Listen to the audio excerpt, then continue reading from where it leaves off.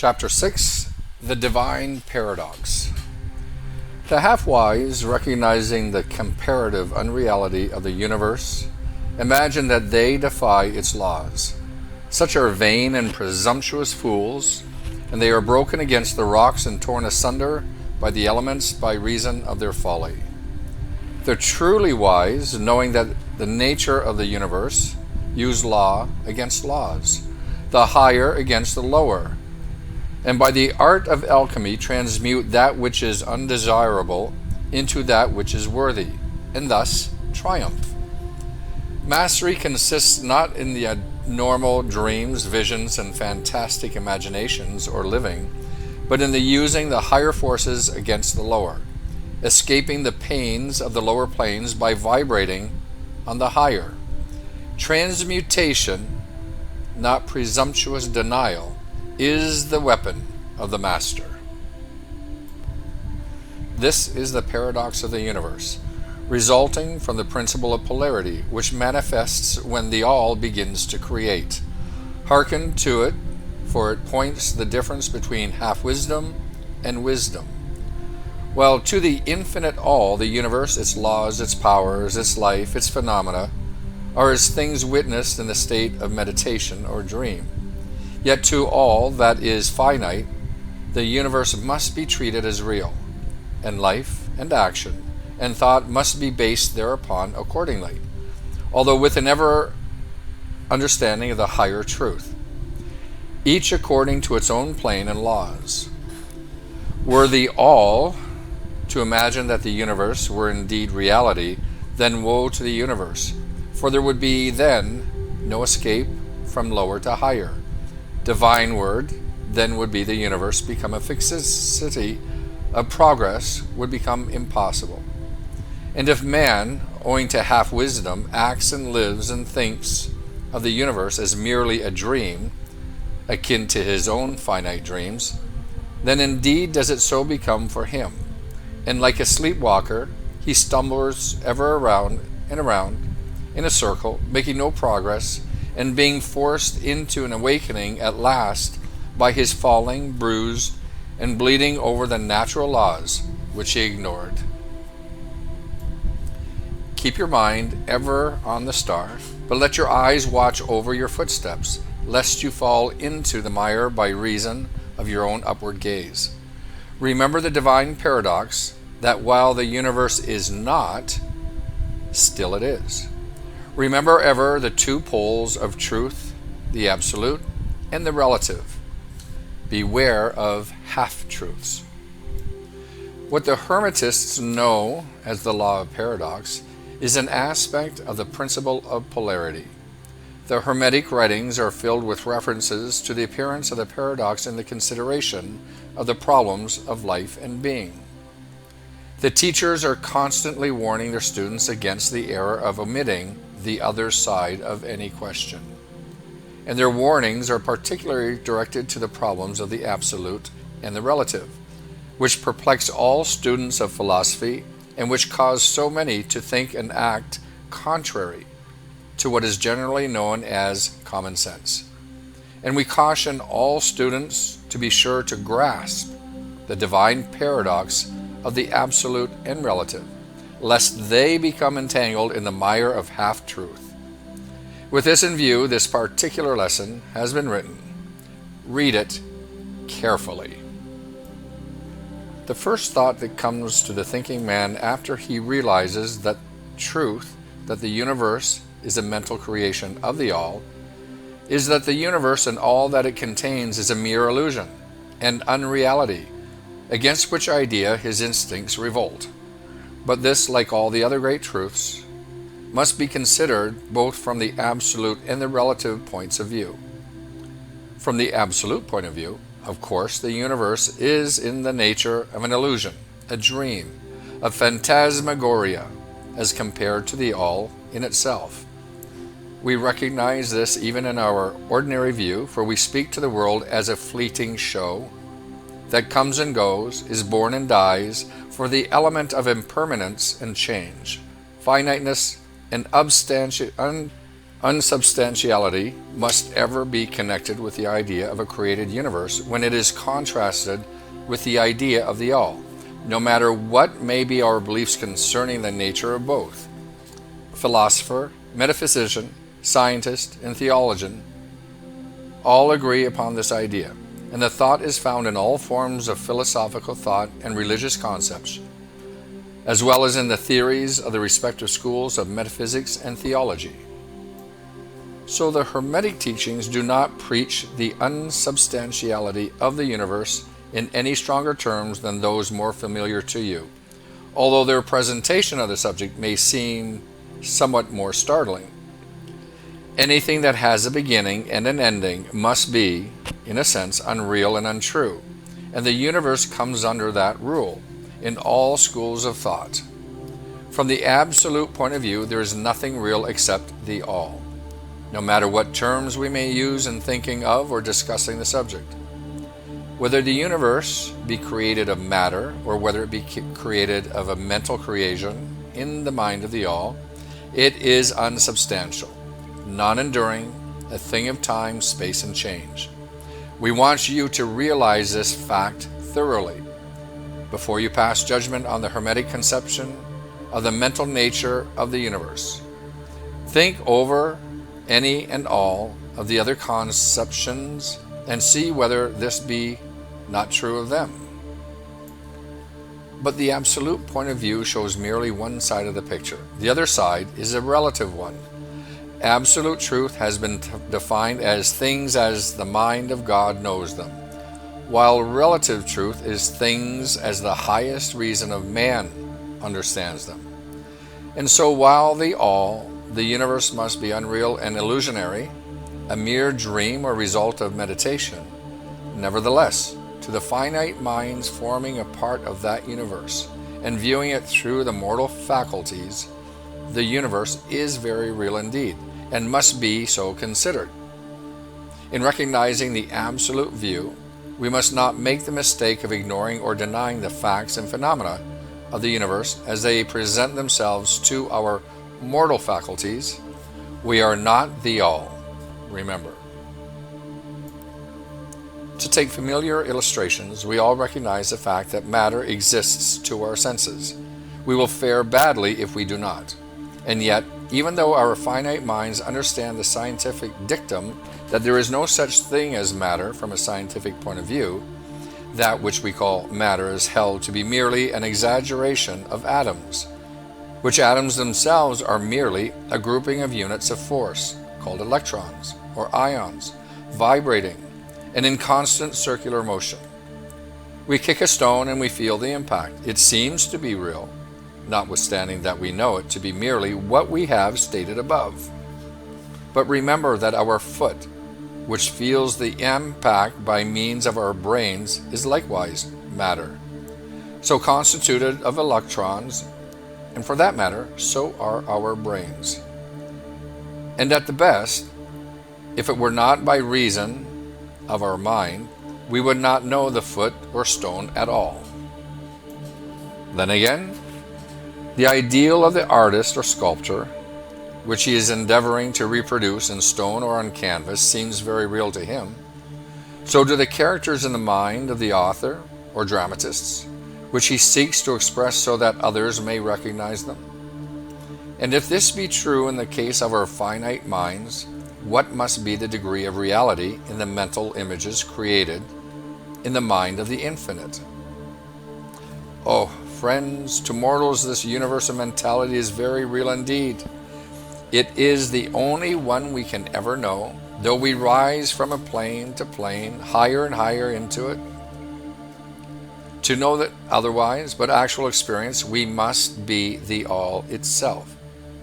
It is true that the higher we rise in the scale, to the nearer to the mind of the Father we reach, the more apparent becomes the illusory nature of finite things, but not until the all finally withdraws us into itself does the vision actually vanish.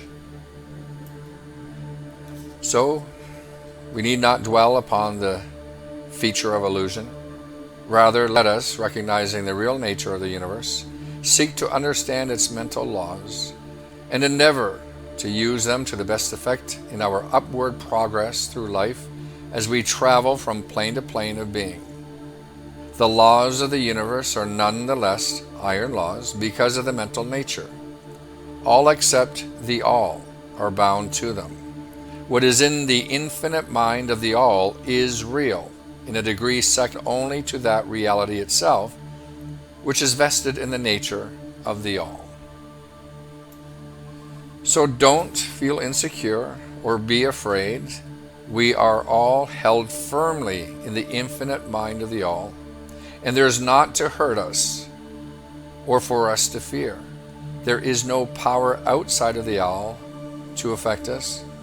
So we may rest calm and secure. There is a world of comfort and security in the realization when once attained. Then calm and peaceful do we sleep, rocked in the cradle of the deep, resting safely on the bosom of the ocean of the infinite mind, which is the all. And in the all indeed do we live and move and have our being. Matter is nonetheless matter to us, and while we dwell on the plane of matter, although we know it to be merely an aggregation of electrons or particles of force, vibrating rapidly and gyrating around each other in the formations of atoms, the atoms in turn vibrating and gyrating, forming molecules which in later turn from larger masses of matter. Nor does matter become less matter when we follow the inquiry still further and learn from the Hermetic teaching that the force, of which electrons are but units, is merely a manifestation of the mind of the all, and like all else in the universe is purely mental in its nature. While on the plane of matter, we must recognize its phenomena. We may control matter, as all masters of higher or lesser degree do, but we do so by applying the higher forces. We commit a folly when we attempt to deny the existence of matter in the relative aspect. We may deny its mastery over us, and rightly so, but we should not attempt to ignore it in its relative aspect, at least so long as we dwell on this plane. Nor do the laws of nature become less constant or effective when we know them, likewise, to be merely mental creations. They are in full effect on the various planes. We overcome the lower laws by applying still higher ones, and in this way only. But we cannot escape law or rise above it entirely. Nothing but the all can escape law, and that because the all is law itself, from which all laws emerge. The most advanced masters may acquire the powers usually attributed to the gods of men, and there are countless ranks of beings in the great hierarchy of life, whose being and power transcends even that of the highest masters among men to a degree unthinkable by mortals. But even the highest master and the highest being must bow to the law and be as nothing in the eye of the all. So that even if these highest beings, whose powers exceed even the most attributed by men to their gods, if even these are bound by and are subservient to law, then imagine the presumption of mortal man, our race and grade, when he dares to consider the laws of nature as unreal, visionary, or illusory, because he happens to be able to grasp the truth that the laws are mental in nature and simply mental creations of the all. Those laws which the all intends to be governing laws are not to be defied or argued away. So long as the universe endures, will they endure, for the universe exists by virtue of these laws which form its framework and which hold it together. The Hermetic principle of mentalism, while explaining the true nature of the universe upon the principle that all is mental, does not change the scientific conceptions of the universe, life, or evolution. In fact, science merely corroborates the Hermetic teachings. The latter merely teaches that the nature of the universe is mental, while modern science has taught that it is material, or of late that it is energy at the last analysis. The Hermetic teachings have no fault to find with Herbert Spencer's basic principle, which postulates the existence of an infinite and eternal energy from which all things proceed. In fact, the Hermetics recognize in Spencer's philosophy the highest outside statement of the workings of the natural laws that have ever been promulgated, and they believe Spencer to have been a reincarnation of an ancient philosopher who dwelt in ancient Egypt thousands of years ago, who later incarnated as Heraclitus, the Grecian philosopher who lived BC 500. And they regard his statement of the infinite and eternal energy as directly in the line of the Hermetic teachings, always with the addition of their own doctrine that his energy is the energy of the mind of the all. With the master key of the Hermetic philosophy, the student of Spencer will be able to unlock many doors of the inner philosophical conceptions of the great English philosopher, whose work shows the results of the preparation of his previous incarnations. His teachings regarding evolution and rhythm are in almost perfect agreement with the Hermetic teachings regarding the principle of rhythm. So the student of Hermetics need not lay aside any of his cherished scientific views regarding the universe. All he is asked to do is to grasp the underlying principle of the all is mind, the universe is mental, held in the mind of the all. He will find that the other 6 of the 7 principles will fit into his scientific knowledge and will serve to bring out obscure points and to throw light in dark corners. This is not to be wondered at when we realize the influence of the Hermetic thought of the early philosophers of Greece and Egypt upon those foundations of the thought and theories of modern science largely rest. The acceptance of the first Hermetic principle, mentalism, is the only great point of difference between modern science and Hermetic students, and the science is gradually moving toward the Hermetic position in its groping in the dark for a way out of the labyrinth into which it has wandered in its search for reality. The purpose of this lesson is to impress upon the minds of our students that fact that to all intents and purposes the universe and its laws and its phenomena are just as real, so far as man is concerned, as they would be under the hypothesis of materialism or energism. Under any hypothesis, the universe in its outer aspect is changing, ever-flowing, and transitory, and therefore devoid of substantiality and reality. But, note the other pole of truth, under the same hypothesis, we are compelled to act and live as if the fleeting things were real and substantial. With this difference always between the various hypotheses, that under the old views mental power was ignored as a natural force, while under mentalism it becomes the greatest natural force. And this one difference revolutionizes life to those who understand the principle and its resulting laws and practices. So, finally, students all grasp the advantage of mentalism and learn to know, use, and apply the laws resulting therefrom. But do not yield to the temptation which, as the Kybalion states, overcomes the half-wise and which causes them to be hypnotized by the apparent unreality of things, the consequences being that they wander about like dream people dwelling in a world of dreams, ignoring the practical work and life of man, and end being that they are broken against the rocks and torn asunder by the elements by reason of their folly. Rather, follow the example of the wise, which the same authority states, use law against laws, the higher against lower, and by the art of alchemy transmute that which is undesirable into that which is worthy, and thus triumph.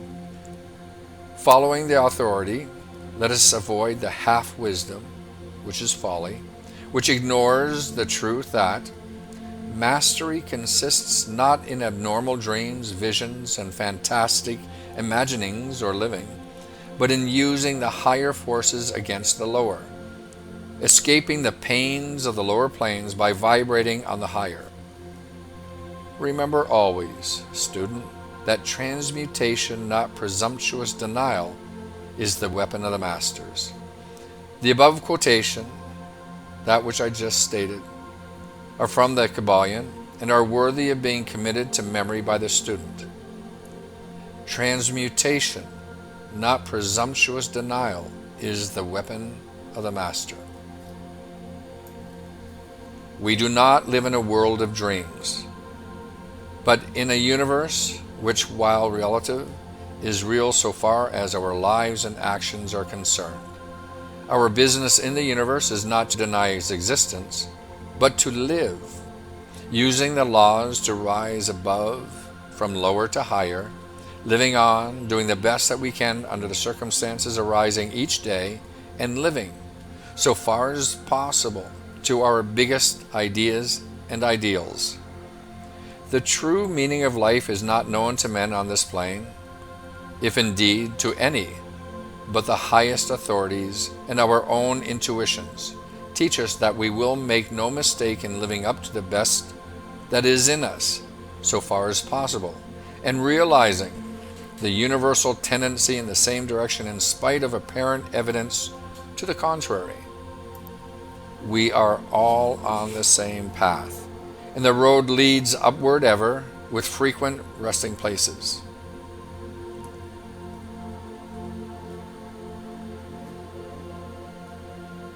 Avoid the mistake of the half-wise, who perish by reason of their own folly.